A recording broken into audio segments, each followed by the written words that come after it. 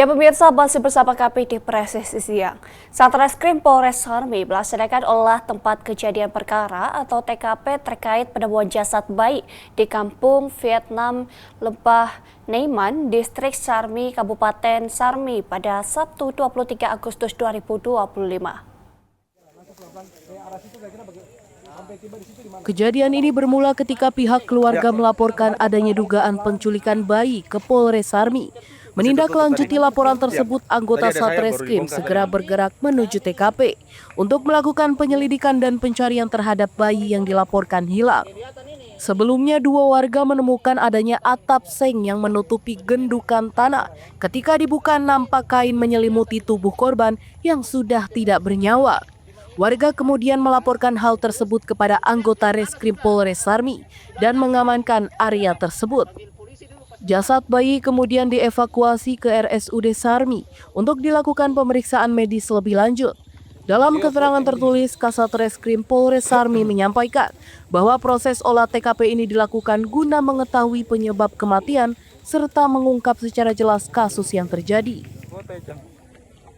Polres Sarmi berkomitmen akan menindaklanjuti kasus ini secara profesional dan transparan demi memberikan kepastian hukum serta rasa aman kepada masyarakat. Dari Humas Polres Sarmi melaporkan untuk Polri TV. Ya pemirsa, untuk mengetahui bagaimana Satreskrim Polres Sarmi Polda Papua melaksanakan pengungkapan dan olah tempat kejadian perkara terkait penemuan jasad bayi di Kampung Vietnam Lembah Neidam, Distrik Sarmi, Kabupaten Sarmi, saat ini kita telah terhubung dengan Kapolres Sarmi, AKBP Ruben Palayukan. Selamat siang Pak Ruben. Selamat siang. Baik Bapak, bagaimana awal mula penemuan penyidik dan pencarian terhadap bayi yang dilaporkan hilang ini, Pak? Terima kasih, Mbak. Dapat kami jelaskan awal mula terkait dengan penyelidikan dan pencarian terhadap bayi yang dilaporkan hilang. Pada hari Sabtu, tanggal 23 Agustus 2025, sekitar pukul 13.00 waktu Indonesia Timur, ibu korban bersama keluarganya datang ke SPKT Polres Sarmi untuk melaporkan dugaan peristiwa penculikan anak. Setelah laporan tersebut diterima oleh anggota piket,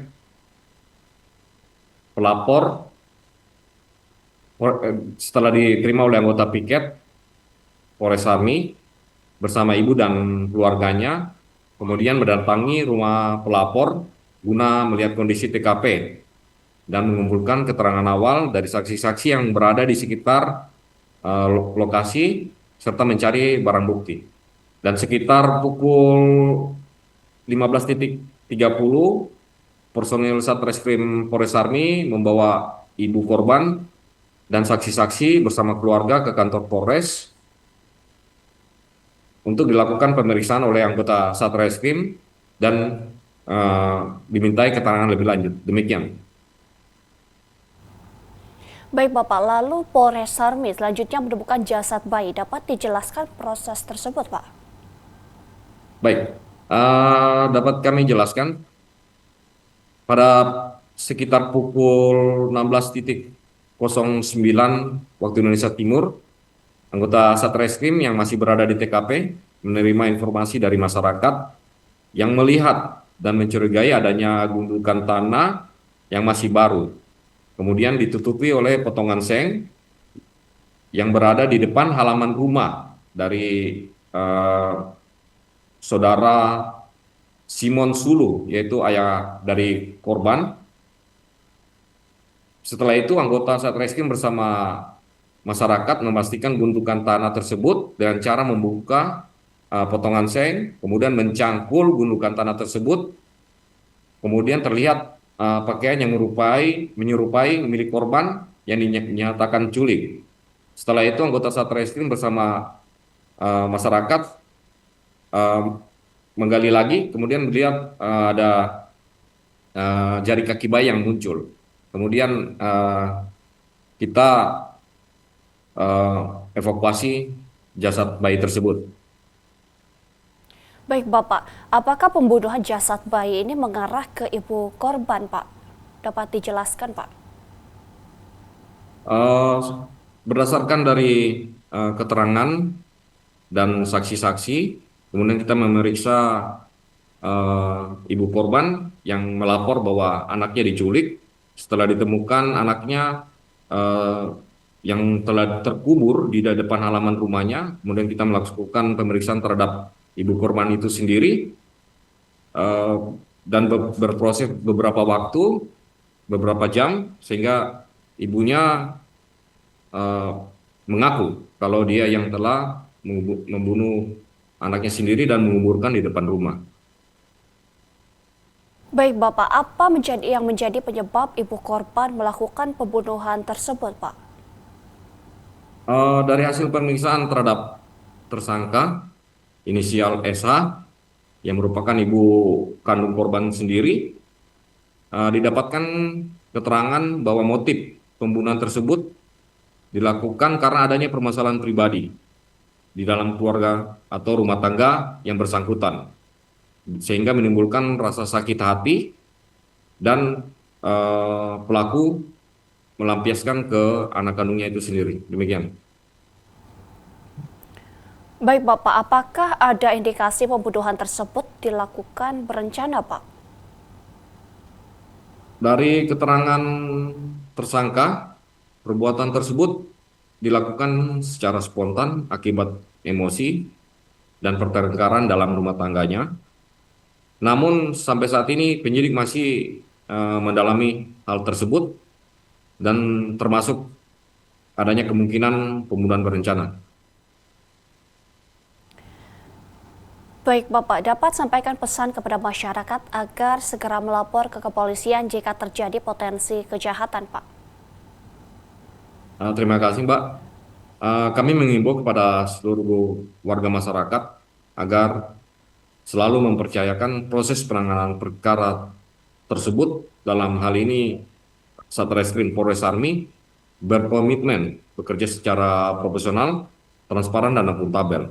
Dan apabila mengalami adanya potensi tindak kejahatan maupun perbuatan yang dapat mengganggu keamanan dan ketertiban umum, dapat melaporkan hal ini kepada pihak kepolisian, dalam hal ini Polres Sarmi. Demikian, Pak.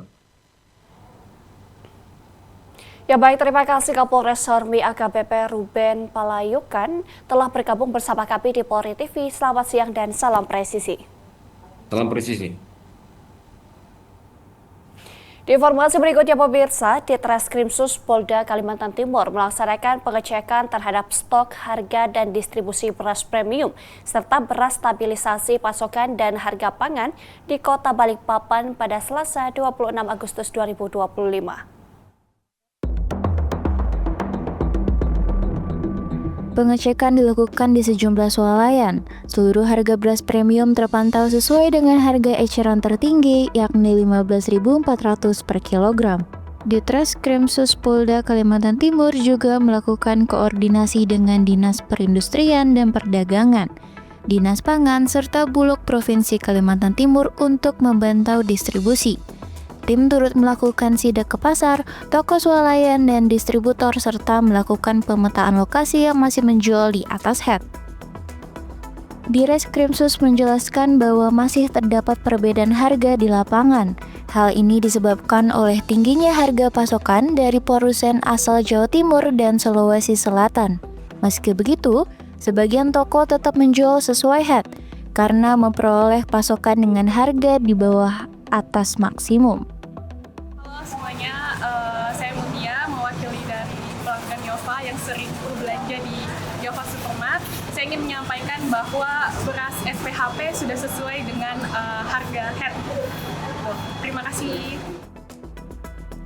Kedepannya, Ditreskrimsus Polda Kalimantan Timur akan mendata seluruh distributor dan produsen beras premium di wilayah hukum Polda Kalimantan Timur, memberikan imbauan dan surat pernyataan kepada distributor agar konsisten menjual harga sesuai head, serta berkoordinasi dengan retail modern terkait melaporan stok dan kendala distribusi. Dari Humas Polda Kalimantan Timur melaporkan untuk Polri TV. Ya pemirsa, tetaplah bersama kami, Presisi Siang akan segera kembali.